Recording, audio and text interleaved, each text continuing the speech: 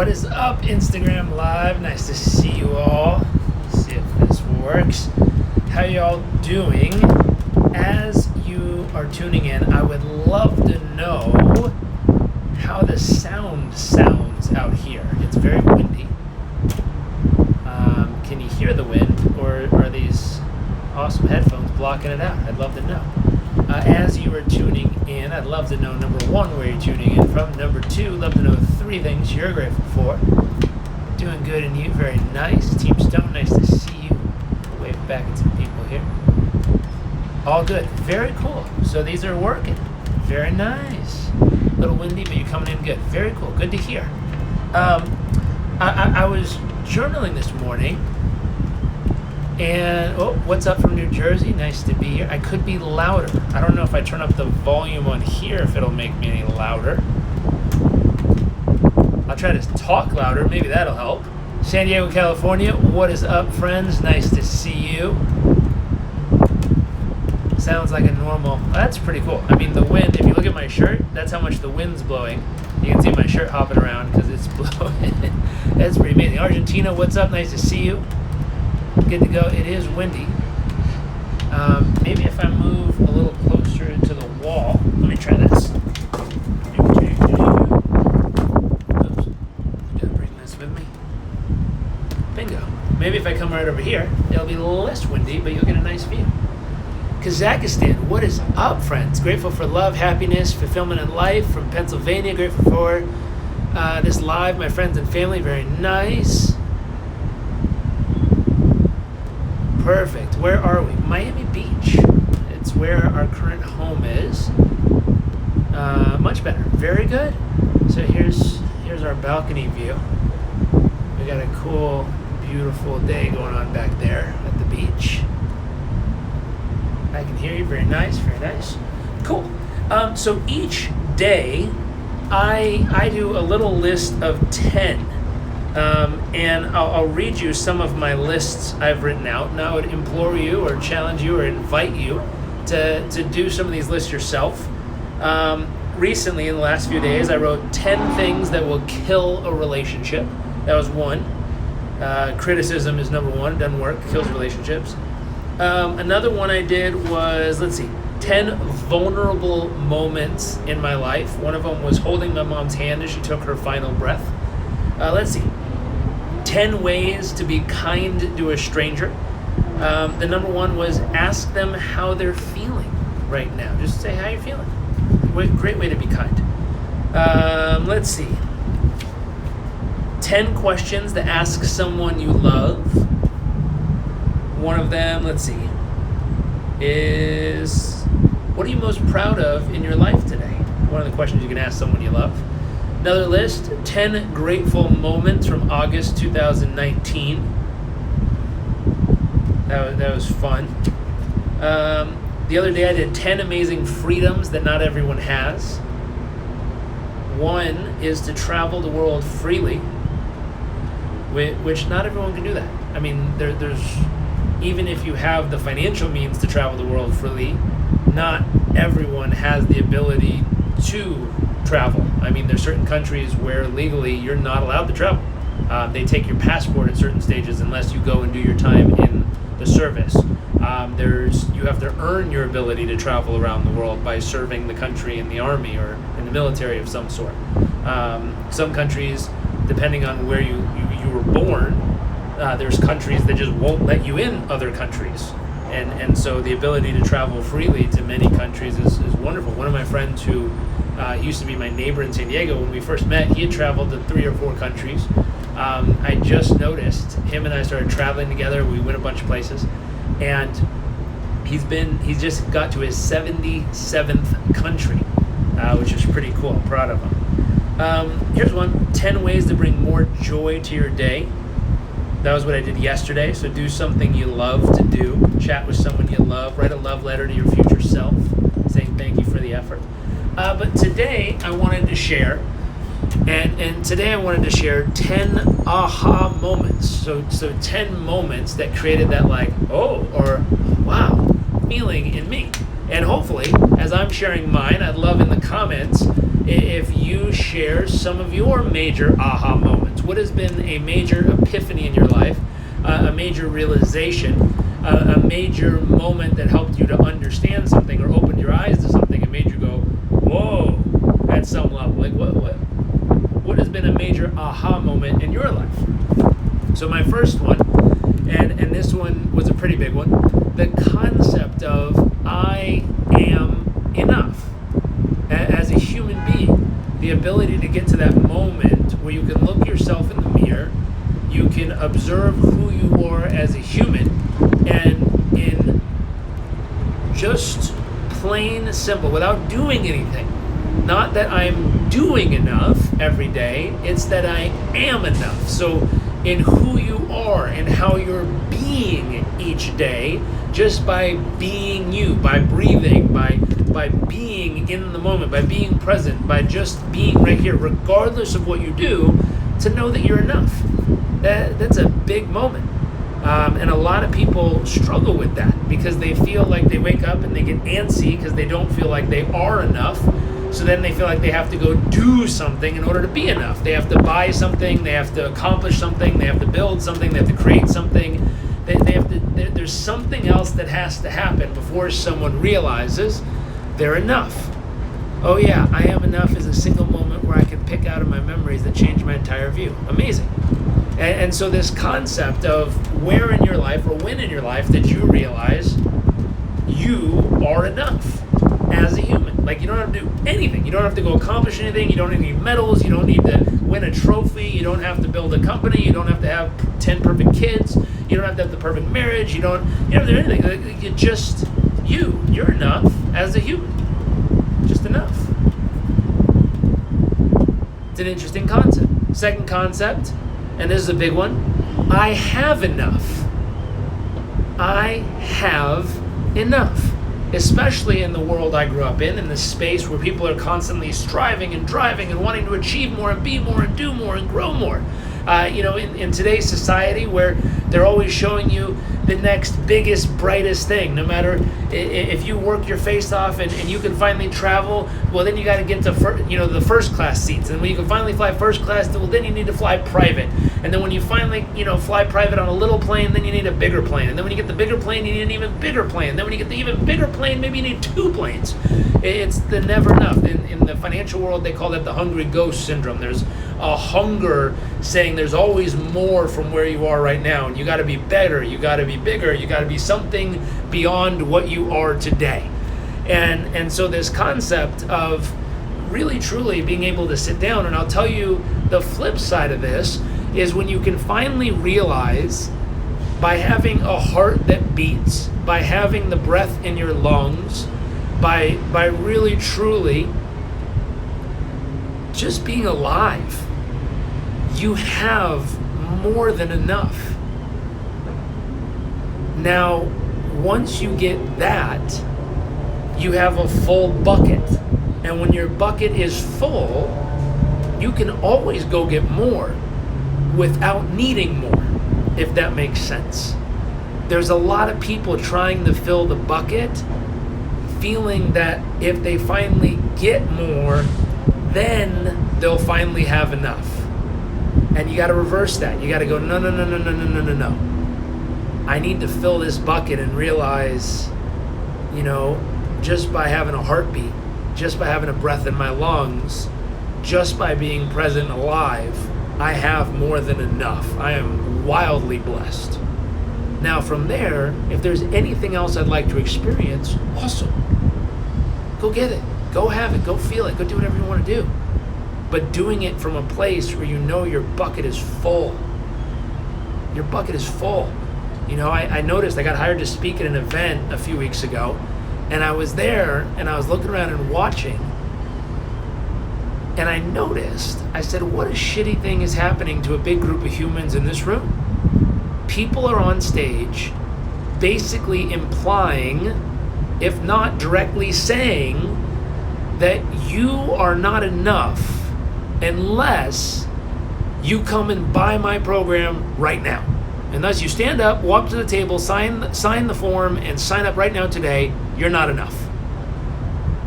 And I was like, wow, that's not a very cool thing to do to humans.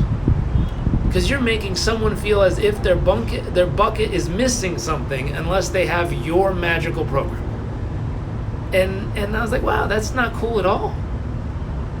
And then I looked at it and I said, how many places in our world today are people using a very old technique of making people feel less than unless they come forward and buy this program right now today? And I was like, wow, that's not okay. I think a lot more people need to spend time helping people realize those buckets are full, if not helping them fill those buckets.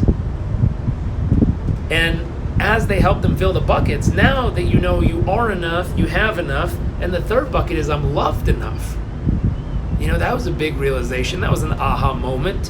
When was the moment you realized you were loved enough? And that's an inside business. That's when you look yourself in the mirror and you realize that you're the one who has to fill that love bucket every day. You got to stare yourself in the mirror every morning, for 30 days if you've never done this before, and notice 10 things you really love, appreciate, honor, and adore about yourself. And what happens is you start to pour into your own cup to the point that as your cup starts to fill up, your cup can overflow. As your cup starts to overflow, now you can go share that love with other human beings around you, your family, your spouse, your children. You can share it in the community around you. You can do all these beautiful things by sharing that love that you've built from within around you. Now, what's amazing about that is whenever I meet someone and I first listen, do they feel like they're enough? Do they feel like they have enough? Do they feel like they're loved enough?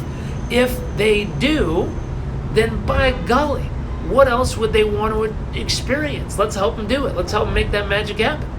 But if they don't feel like they're enough, they don't feel like they have enough, and they don't feel like they're loved enough, my God, selling them a bunch of crap in hopes to fill that bucket ain't going to work. I got to help them fill that bucket first. And if I can help them fill that bucket, and that bucket's now overflowing, now they can go do whatever they want to do. And that's beautiful. But those three things were big aha moments for me. Those took a while. And I'm still young, I'm only 35, but out of those 35 years, those took for the last probably 5 years for those ones to finally click. I was like, my goodness, that's really important. I feel like I should share that with people because more people should feel like they are enough just by being every day. They should feel like they have enough just by having that heart beat in their heart and the ability to breathe deeply and be alive and see and feel and touch whatever assets you have access to. Not everyone has access to even those assets. Not everyone can take a deep breath of air on their own. Not everyone has a heartbeat that beats on its own. Not everyone can see or hear or listen or touch or feel. Not everyone can move freely without pain. And so if you have access to those things, you got to realize you have more than enough to have a beautiful and amazing life.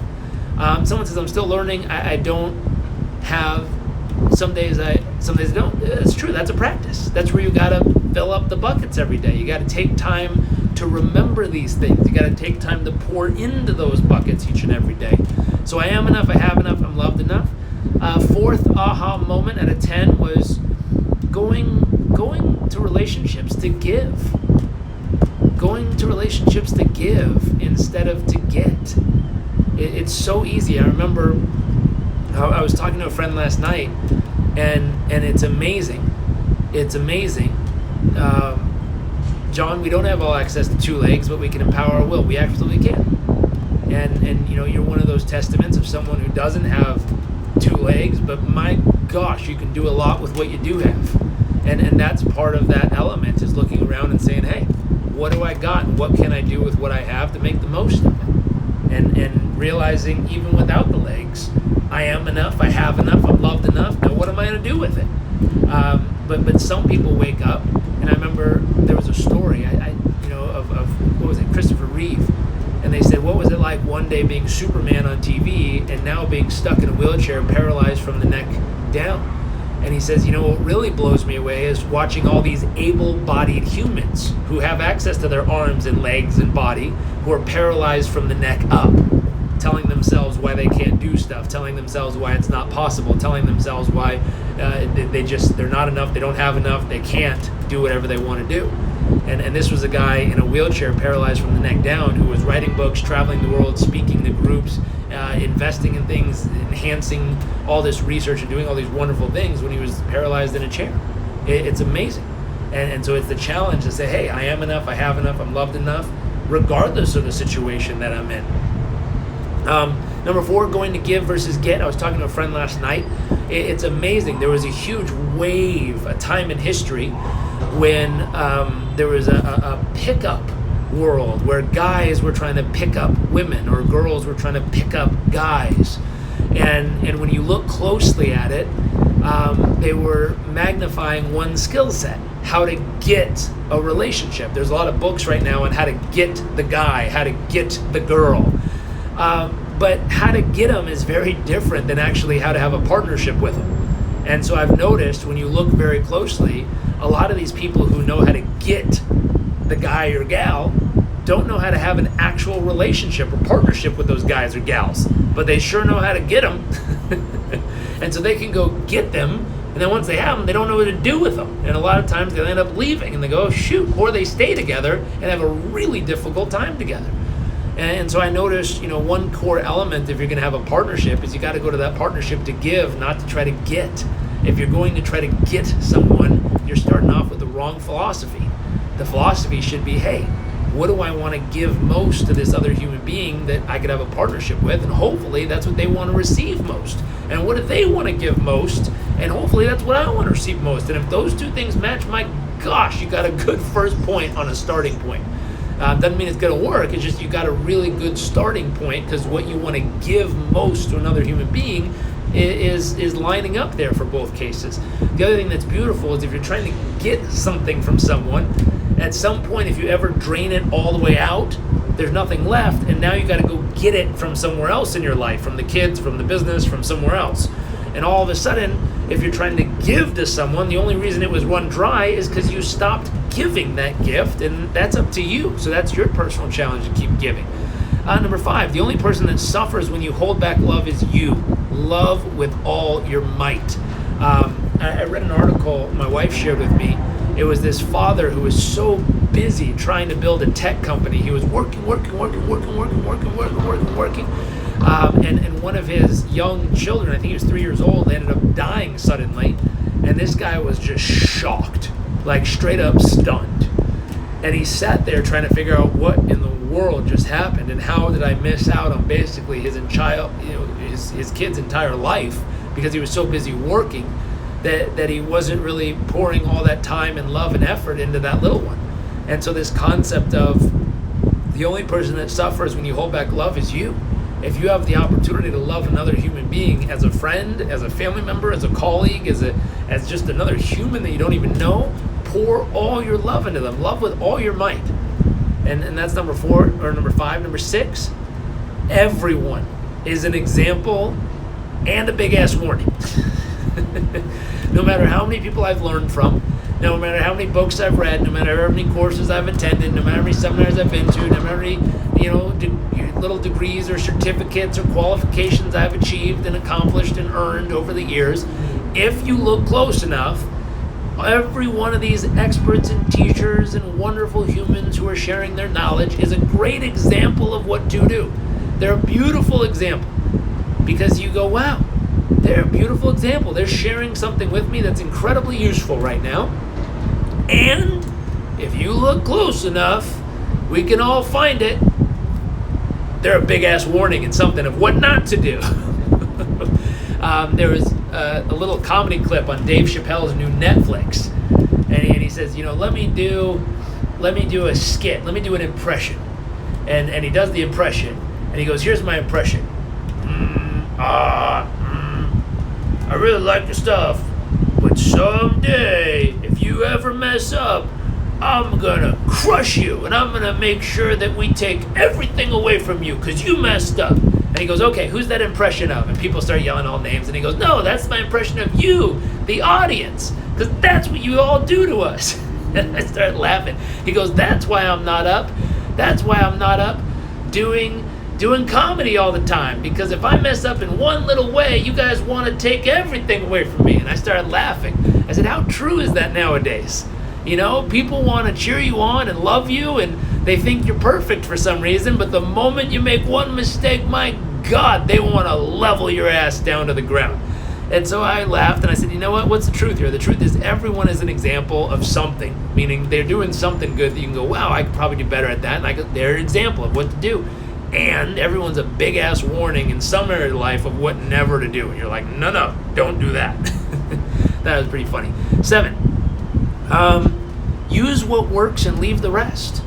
I think there's a lot of times, and I always describe this in levels, as when we leave home, 18 years old, 15, 16, 20, 47 this, sometimes now in history, when you finally leave home, you go out and you have to figure out what works. And oftentimes, young people, 16, 17, 18, 19, 20, we have this concept of move out of our way. We know what to do. We know, get out of the way. Well, I've got this. And then we go out there and life smacks us straight in the face and we go, oh shit, I didn't know that was going to happen.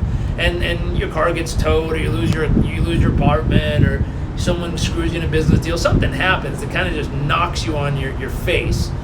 And in that moment, we realize, oh my gosh, I don't know everything that works. And so in that moment, we got to step back and go, oh, shoot, we got to ask the question, what works? My gosh, what works? Because I got to figure this out. And so oftentimes, we go find someone that supposedly knows what they're doing, and we start learning from them. Now, what's funny is when you cross paths with someone who's just starting to learn from someone, they think that this human being has the answers to everything. It's funny. You're like, I was opening the refrigerator, and they're like, my gosh, this expert knows what to do then. You're like, well, I was trying to cook some guacamole, and they're like, you should look them up because they've got the answers. You're like, and I was trying to build a business, and like, trust me, this guy knows what to do. And what's funny is because they had a solution, they think they have all the solutions, and therefore we get hooked on them. We start telling all our friends that they all need to do it. Pretty soon what we realize is it works, but it's not really our unique thread. And so, yes, it works, but then we got to ask the question of what works for us? This is the second stage here. What works for us? What's our unique blend? What's our unique way of going about it that's totally just your DNA, that's unique to you? So what works, and then what works for you? And once you figure out exactly what works for you, you'll notice the days you do what works, you have this incredible day. You feel amazing, you're happy, healthy, strong, fulfilled. Everything just seems so blissful and incredible. Days you don't do it, you feel like crap, things are off, you feel fuzzy, something is wrong. And you go, oh my gosh, I'm figuring out what works for me. And then eventually, you automate it. You get into the rhythm. Duke University shows that, I think it was 40 or 60% of what we do every day is nothing more than an unconscious habit.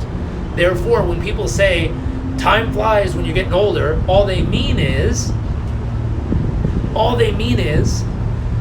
their brain is not active anymore. So when you learn something for the first time, the brain waves look like this. Boop. And then the whole time they're like boop, boop, boop, boop, boop, boop, boop, boop, boop, boop, boop, boop, and then the end. When you do something for like the 7th or 8th or 9th time, your brain waves look like this. Boop, boop, boop, boop, boop, boop, boop, boop, boop, at the end, and it's done. And it's like, whoa, that's crazy. Why is your brain waves way down here instead of way up here? And what's happening is because your body is getting used to the pattern, it no longer is mentally staying highly stimulated. It's saving calories to stay alive, which is our brain does. It takes the path of least resistance to keep us alive in case we need excess calories to fight off the lion. And so therefore, if you've done it 6, 7, 8, 9, 10 times, it doesn't need to think about it. So it calms down the calorie load, puts it almost in autopilot to do the same routine, which makes you less mentally active in that moment, which is why it feels like time flies, because your brain is not fully active during most of your day. 40 to 60% of your day is literally an autopilot. It's why when you go on a vacation to a place you've never been, you feel incredibly alive. You're like, wow, look at all these colors and people and places and stuff. Amazing. Because your brain is highly active.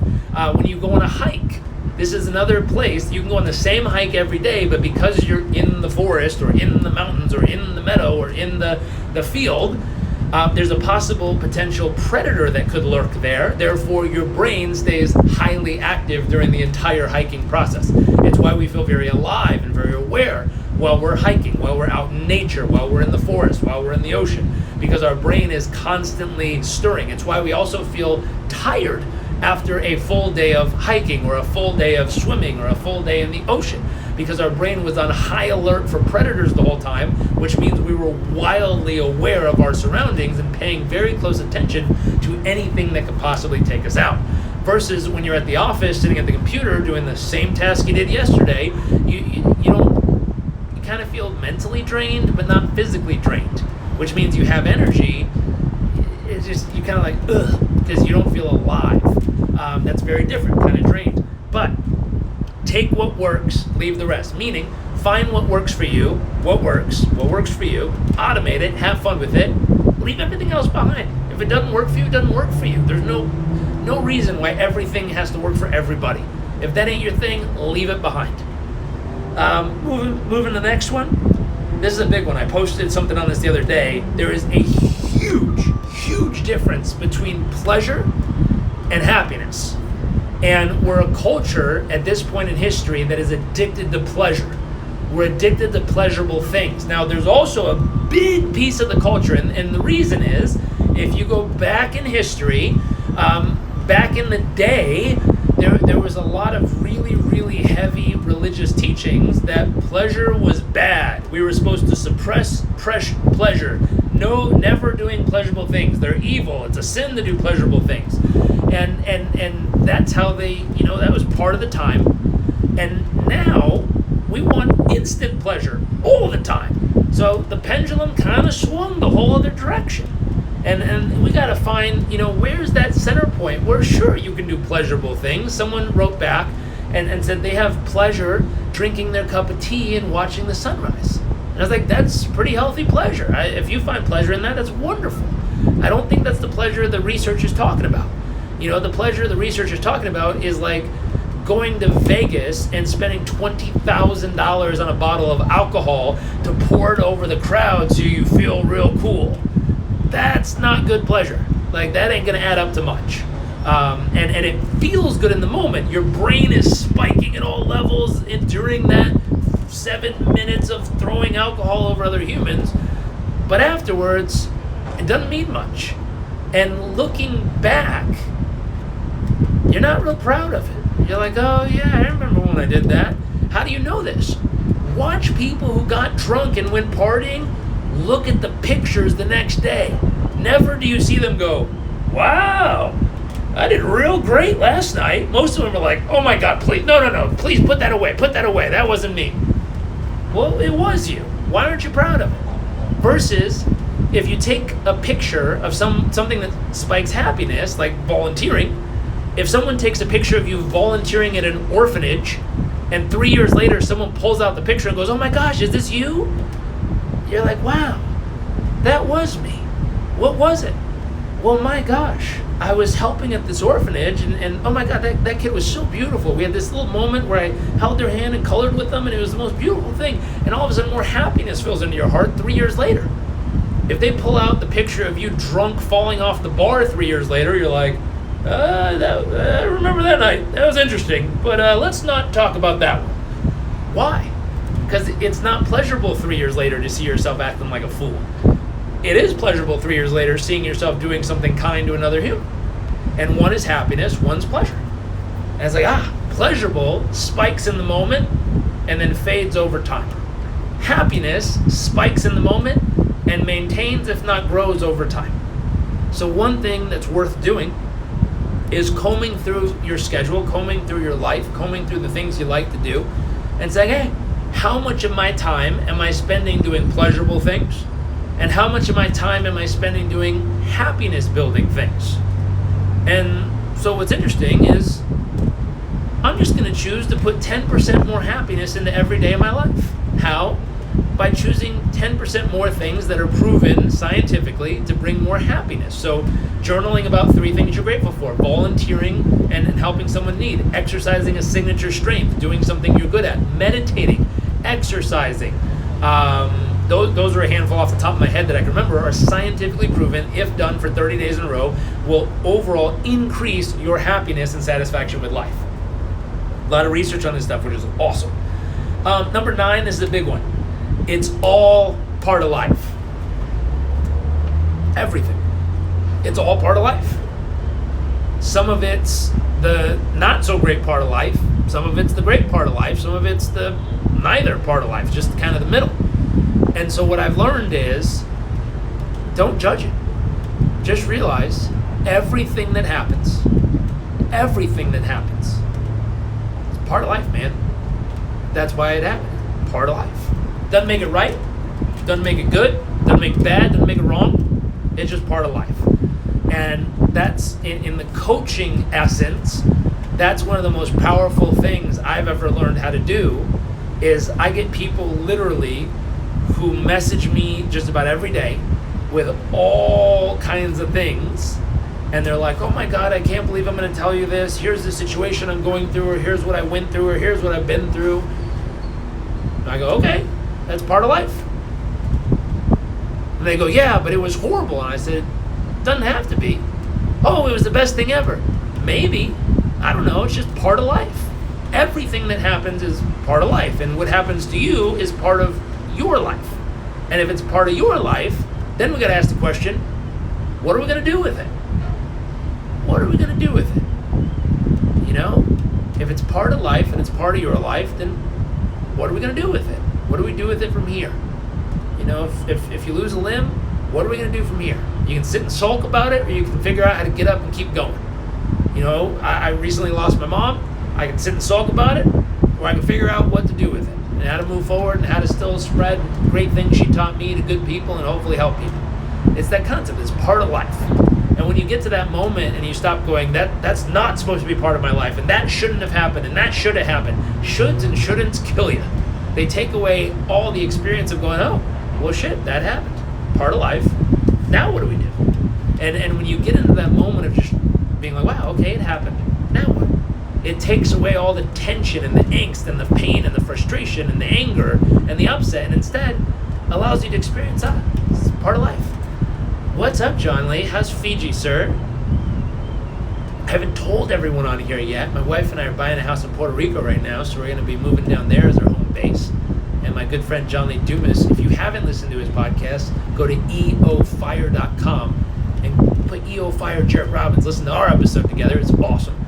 He has an amazing podcast everyone should be listening to. Let's see. Number 10. We all have the ability to hurt another human being if we want to. And we all have the ability to love another human being if we want to. Choose love in all that you do. Which is... It means a lot to me. You know, there's been moments in my life where someone has shown up and I could easily see how I could say something and I could zap them. I could say something and I could chop them down. I could say something and I could make them smaller than me. I could say something and make them feel small. And it's easy to just hack at somebody. It's easy to just tease somebody. It's easy to justify saying something that literally can knock another human being to their knees, whether it's in jest or humor or in silliness or it's actually mean-spirited. But when you have the opportunity in that moment and you come to the intersection, and in that intersection you go, wow, I could build and love this human, or I could break and knock this human right now. What am I going to choose today? I implore you, I beg of you, I ask of you, choose love, choose to build them. I mean, there is enough uncertainties in the world. There's enough shitty people just you know, hacking at others. There's enough people trying to tear people down. There's enough things going wrong. Be the person that builds. Be the person that finds the good in the human. It's easy to find shitty things going on in someone else's life and point it out. Be the person who digs a little deeper and find what's great about their life and help expand that, help point that out. I think I'll end on number 10 for today, but I think that's a really powerful aha moment that hit me in my life because I realized how easy it is to cut another human being down, whether it's a family member or a friend. And I think Sean Stevenson is an ideal example of making the best life he is. He's beautiful. And I think really, truly taking time to just find a way to build another human in that moment does wonders. So that's our message for the day. Let me jump up here. I think my wife just came outside. I heard the door open. Let me show you all the sunset. Let me flip this around. Beautiful one coming in here. Check this out. Isn't that pretty? I don't know if y'all can see that over there. It's really pretty. Hopefully you enjoy. Here's our little view we got going on here. Very much Hopefully you guys have an amazing morning, evening, afternoon. Thanks for, whoa, it's windy on this side. Thanks for joining me on. If something in here touched you, or you think someone needs to hear it, tag it, share it with them. All these videos, just so you know, I download them, we pull them over, and we put them on our Instagram channel. If you ever want to rewatch these, if you go to jrctv.com, it'll bring up my Instagram or my YouTube channel, and it has all these videos on there. Am I in Miami? Yes. We live in, my wife and I live in Miami Beach right now, so we're just down here. I'll show you one more time, then I'm going to jump off and go watch the sunset with my wife. So have an amazing morning, evening, after night. See y'all later.